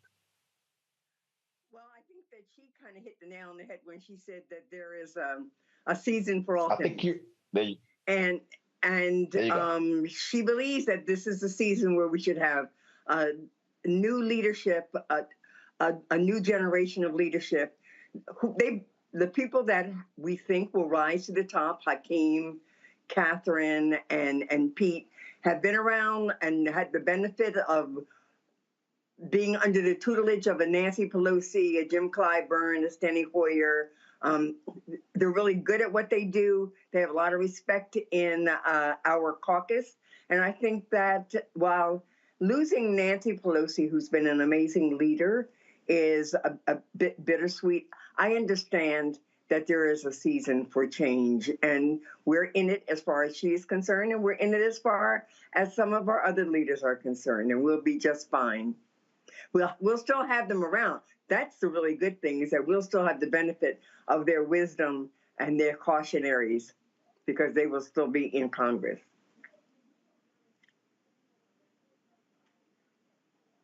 About this New Pathways Act, will it do? Who will it help? Well, there are like 600,000 inmates who are released from either the actual prisons or community confinements every year. And it will help them because it will provide a documentation as to who they are, an identification, perhaps a birth certificate, perhaps even a passport for those who are United States citizens. And for those who are non-citizens, it will provide documentation as to whether or not they're here legally, whether or not they have work authorization. You can't get anywhere without an ID. And when you've been in prison, unless someone issues you one, you leave with nothing. We experienced this even in the state of New Jersey. And it was part of the piece of legislation that I authored in the state of New Jersey some 9 or so years ago. So the Board of Prison will have a responsibility to get documentation for these individuals so that they can register to vote, they can get an apartment, they can apply for a credit card, they can even apply for employment. So you know who you're dealing with. This is a way of helping them transition back into society. And the thing that people don't quite understand, I don't think the average person understands really the barriers this society puts into place. We keep talking about how people need to get their lives right and not go back to doing what they were doing beforehand. But hell, when you look at the barriers that exist, I mean, oftentimes, I've heard people say, hell, I had a better life inside than out. You're absolutely right. And so this piece of legislation right here is really just a slice of what we need to be doing from a policy perspective as it relates to re-entering citizens. We need to make sure that they have a plan, how to get a job, prepare them for interviews, help them to identify housing. We need to make sure that they register to vote so they can be full participating citizens. There are a whole host of things that we should do. Make sure that they're not going to get picked up on some fines that they weren't paying, didn't pay, had before they even went to prison, been accruing interest and other things for years while they were away. And so this particular piece of legislation to me is just a small piece of what we need to do in terms of reforming the whole criminal justice system and how it treats people re-entering into our communities, because we want them to succeed. I always say that we got to talk about counting the cost. It is better to allow these citizens to come, or these individuals to come back into the communities, get jobs, have decent housing, be able to reconnect with their families and pay taxes, as opposed to having to rely upon the coffers of the government, whether it's state or local, to support them. Questions from our panel. Let's see here. Reese, you're first. Thank you, Congresswoman, for being here. You know, I know that this administration, the Biden-Harris administration, has really been on the forefront of trying to reform some of these barriers to reentry and some of these things that kind of spur recidivism. Do you think that this, if it doesn't happen to get through this Congress, has a chance with executive action to make these kind of changes that you're proposing? I think that that's a good possibility, but I have to tell you, I think that this is such a simple step. This is a fairness step. This is not something that is radical in any nature, and I would think that even Republicans should not have a problem with it. But I know that the president has used the authority of his office to do things through executive action, and this could be done that way because it's really directing a person within his administration to do something. Rick. Thank you, Roland, and thank you, Congresswoman Watson-Coleman. You know, in a broad sense, we often hear people be very critical of elected officials, particularly in the federal legislature. And I'm talking about our people, Black folk. And, you know, and I've been critical as well. But I'm wondering if you could, and you said a moment ago that this is just a slice of what needs to be done. I wonder if you have any thoughts on how we can help folk understand that policymaking at this level and with this impact is really slice by slice, inch by inch, incremental, and I guess kind of rare to get the big home runs from time to time. How important is it for people to understand that this is a step towards something bigger and this is how you get things done? So I think that you're absolutely right, that we need to be communicating with people that this is only a step. This is eliminating one level of barrier so that people can have access to credit, to voting, to apartments, to whatever else you need, and you need to have a documentation as to who you are. But things happen incrementally, and although we'd like to see more comprehensive criminal justice reform, I in particular have worked very hard on that when I was in the state of New Jersey in the state legislature, and I just know instinctively there are so many other areas that we could touch, even about preparing individuals to come back into society, making sure that while they are in custody somewhere, that they're being trained, that they're being educated, that their literacy is going up, that we're preparing them to be productive individuals when they come out. But hey, we know that we have to move incrementally, so we'll do it piece by piece by piece, and never lose track of the fact that there's so much more to do and that we have to stay the course. Erica. Congresswoman Coleman, thank you so much for joining us and appreciate your work. I noticed that on your particular, this act, that it was endorsed by the Coalition for Juvenile Justice, and just thinking about some of the younger people that enter the incarceral system, and so they don't have a chance to do some of the things that young people learn to do, which is learn how to drive, register, vote, things of that nature. Could you talk about the importance of having juvenile justice support this act and what it means, particularly for young people who have not had a chance to experience the outside world, being able to get IDs and actually to engage those rights that make us fully citizens, which will be voting rights, for instance, one of those.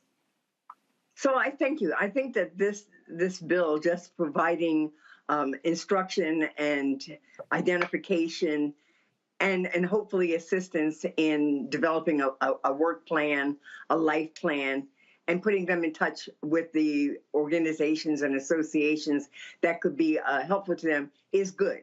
I think our approach to criminal justice reform needs to be more closely aligned with alternatives to incarceration for our young people. We need to make sure that if in any way, shape, or form they have to be taken from the neighborhood, then they ought to be in education-oriented programs that may very well be residential programs, but the emphasis should be placed on preparing them literacy-wise, skills-wise, seeing what their futures could be. But with regard to this particular piece of legislation, it will be helpful to them. I mean, some of them don't even have access to their birth certificates. You're right; they don't even know how to drive a car or get a license. And so having access to just information as to who you are and instructions on where you can go to get help in certain areas is going to be very important to our younger individuals who will be coming out, as well as our older ones. But I still think that the emphasis as it relates to juvenile justice ought to be on education and not incarceration and punishment. All right, then. Well, look, Congresswoman, we surely appreciate it. Thanks a lot. Good luck. Thank you for having me. Thank you very much for even covering all these issues, Roland. I really appreciate that. Well, that's why it's important to have Black-owned media that gives us all the time necessary to it, because we're not interested in asking mainstream media for permission. We can do it our damn selves. Amen. I appreciate it. Thanks a lot. Bye-bye. Thank you. All right, folks, got to go to a break. Quick break.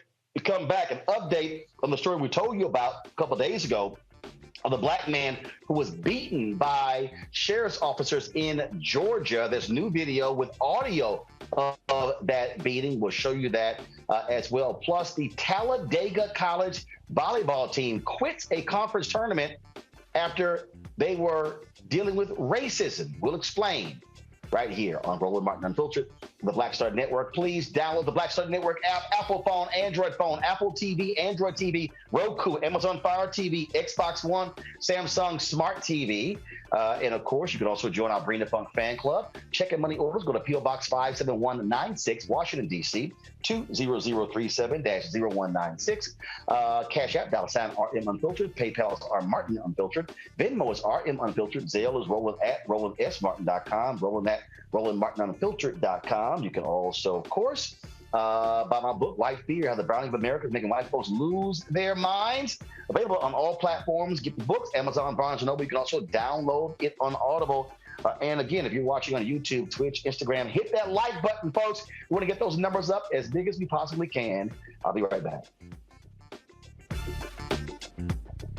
On a next A Balanced Life with me, Dr. Jackie, we meet Ricky Fairley. She was given a death sentence by her doctor 11 years ago.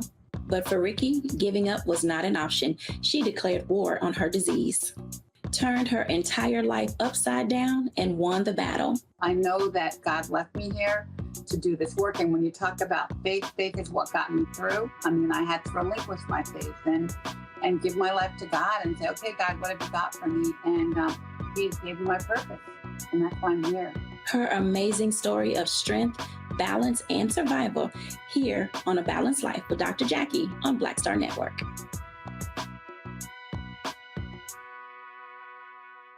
Hi, I'm BB Winans. Hey, I'm Donnie Simpson. What's up? I'm Lance Gross, and you're watching Roland Martin Unfiltered.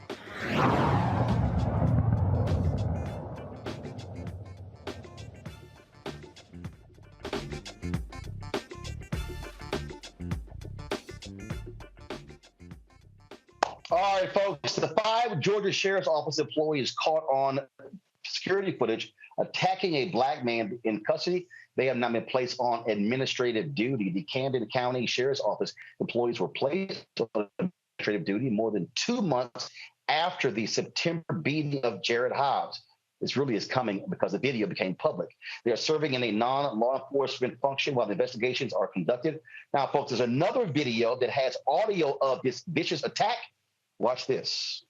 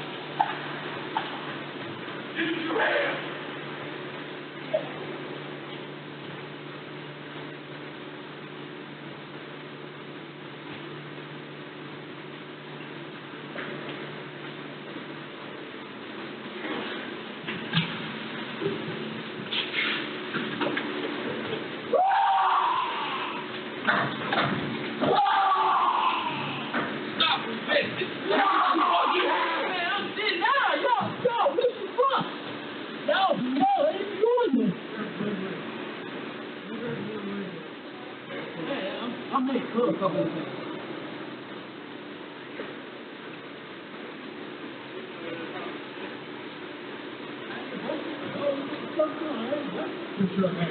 You gonna let me get up? Give us the other hand. How the fuck am I on one leg? You stupid motherfucker. I'm on one leg, you stupid.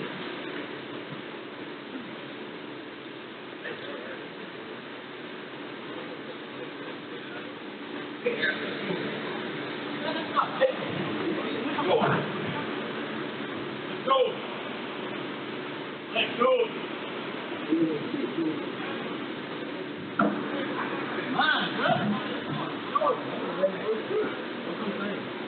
It's a paper, bro.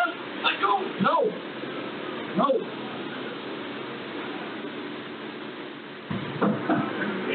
It's a paper, bro. All you gotta do is wait. Dude, let it go. Yeah, I am. You let it go, bro. Break the fucking thumb if you don't let go. Yeah, I'm finna let you see this shit. Ain't no open your goddamn head. There you go. Paper. Stop here.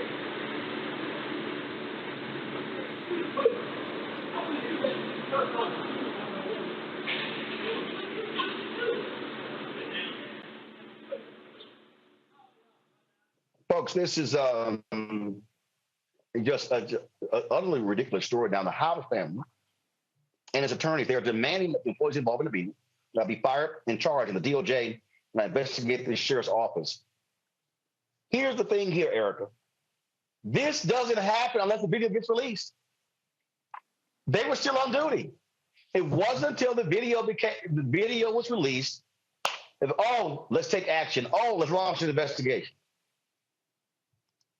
Yeah, we see this time and again.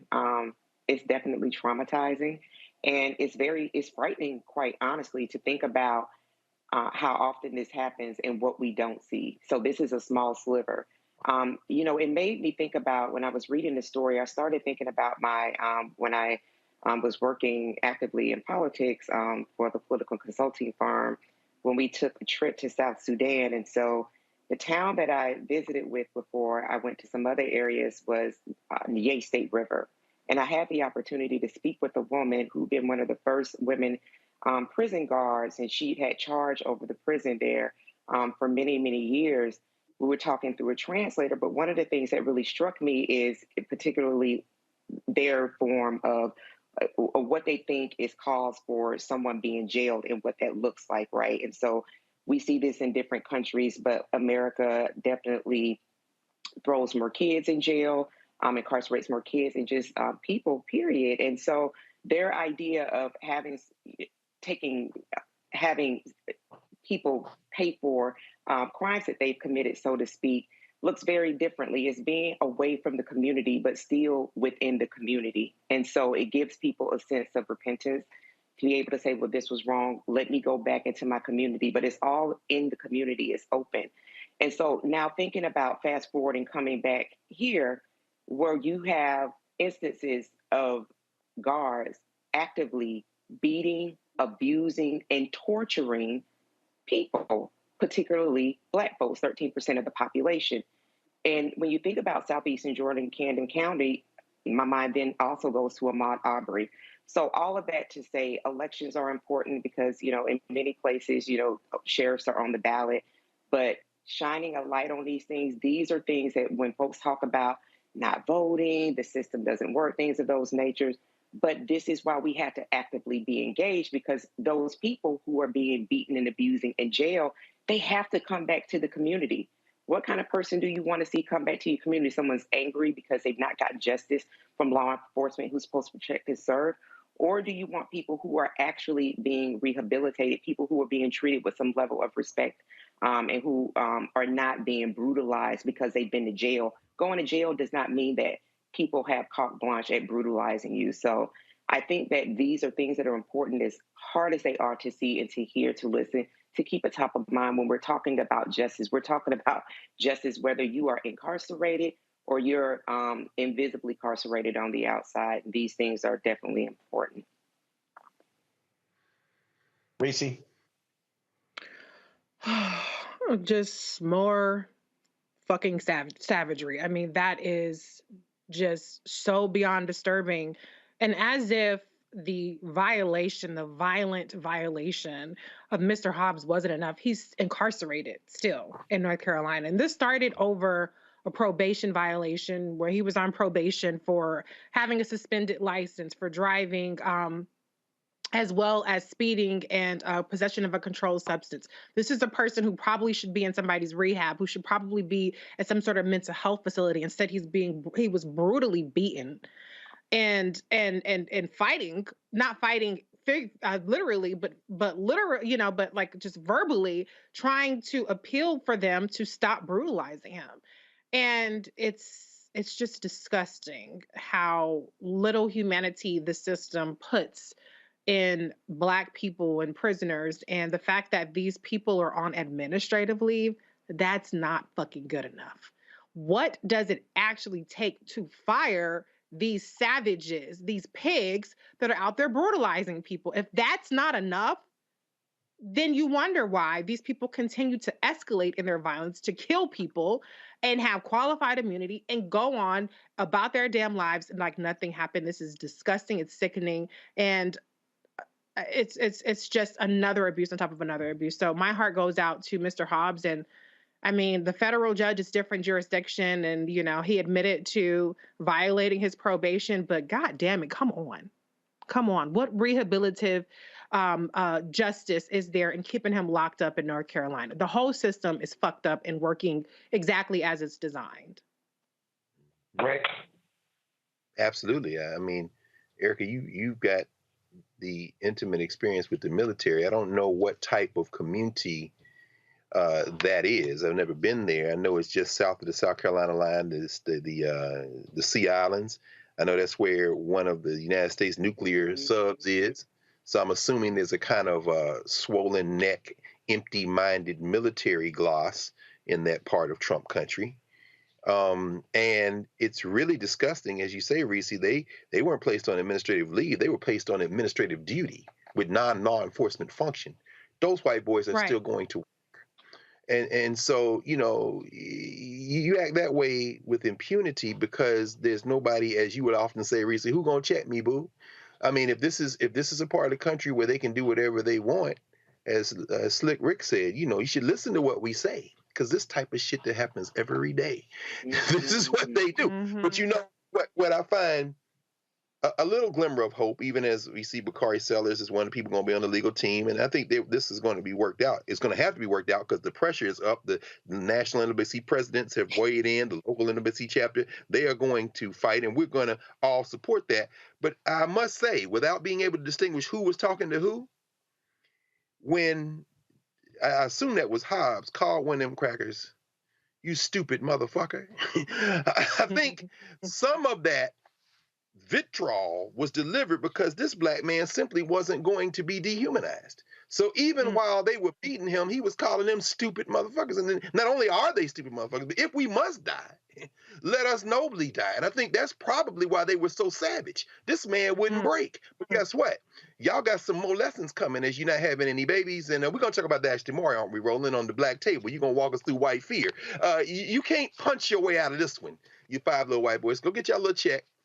But it's coming. It's coming, you stupid motherfuckers. Anyway. Well, and they will be cutting a check, too.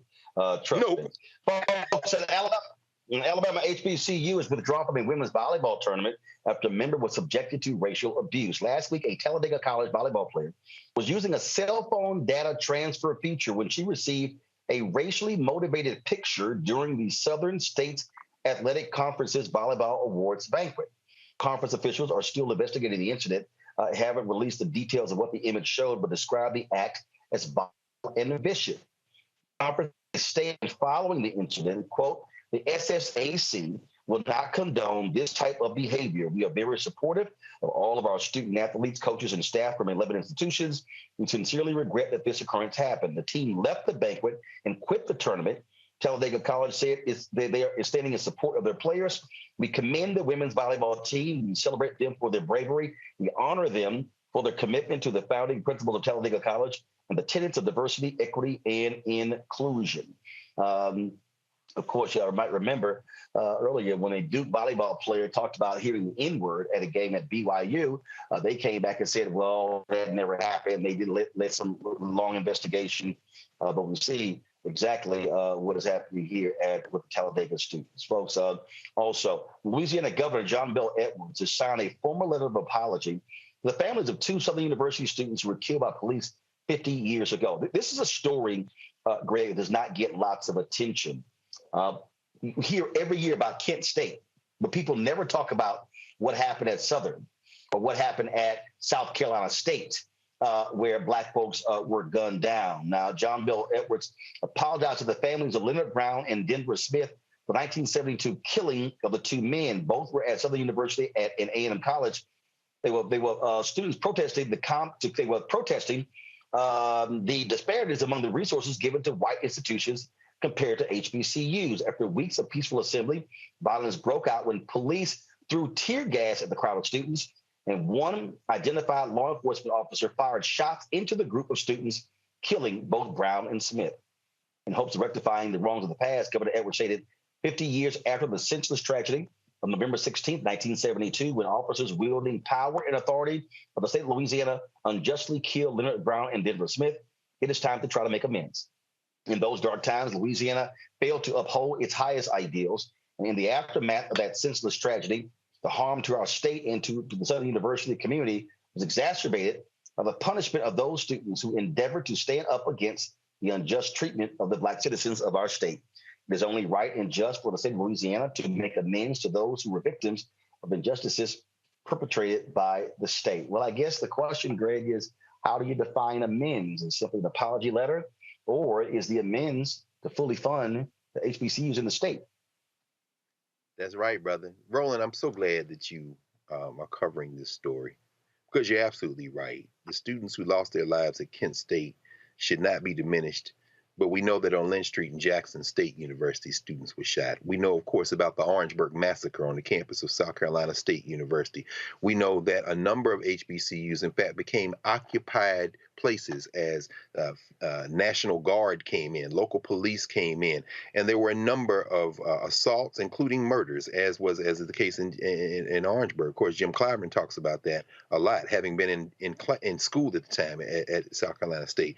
But the one at Southern and the one at Grambling in 1972, these Black students were part of a larger student movement, Tuskegee. They were in fact, there's been a number of people who've written about this. My brother Jelani Favors at North Carolina A&T has written an excellent book called Shelter in a Time of Storm, and he focuses on the protests at Southern. And it's a complicated story because you have some HBCU presidents, at the time the president of Southern, Felton Clark, who were trying to balance fending off the white nationalist legislatures, which had the purse strings, and the students who weren't going to take it anymore. And Felton Clark actually left the campus that day. The only documentary I've seen to cover this in any great detail is Stanley Nelson's Tell Them Rising, where he does focus on it, and it's heartbreaking, heartbreaking. Finally, in that resolution, you've nailed it on the head, Roland, because not only did they not mention money, they did mention I think it was 9 students at Southern who were expelled from school. And they said, we owe them an apology. And even the word reparation is used, but no money was involved. I didn't see anybody say we owe restitution. And I'm wondering if the state of Louisiana, I'm sure the lawyers didn't let Governor Edwards sign that without sealing off any possibility of being sued, since this is also an admission of guilt. I always say, Erica, when you go make amends, fully make amends. Show me the money.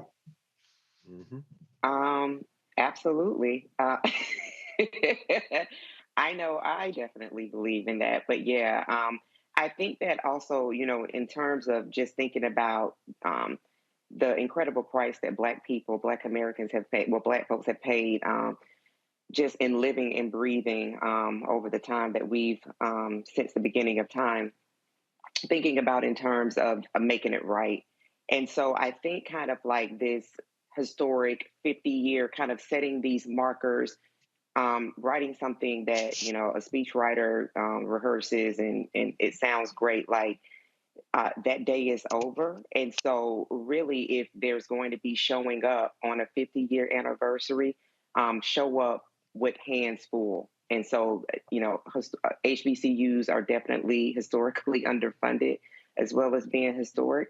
Definitely money does make a big difference. So, and then also for those 9 students in that piece that Dr. Carr brought out, that definitely paid a price. I'm thinking about, did they move forward and graduate and get degrees? Did they matriculate? Was anybody impacted by crime? Like all of these different things that when people are on a path and that path does not get completed, how can they be made whole, as you said before? So, the paperwork is cute, but going further, particularly looking at the state that Louisiana is in presently, would definitely breathe better and read better to those families that have been suffering for over half a century with this loss.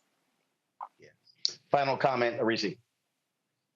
Yeah, I just echo what Erica and Dr. Carr said. It's a nice gesture, but that's all it is. It's a gesture. I don't know who's going to feel full from a gesture when he has the power to do much more. Right now, the state of Louisiana, the Louisiana State Police are under a pattern practice investigation from the DOJ. So y'all still fucking up in the state of Louisiana, still killing Black people, still harassing Black people. So it's fine to go back to 1972 and give some sort of apology, but what you gonna do now? That's what we need to know. What you gonna do now? What you gonna do to help these families? And what you gonna do to stop terrorizing Black citizens who are protesting or just going about their daily lives that they don't want to get harassed by the police? Absolutely. All right, folks, that is it for us.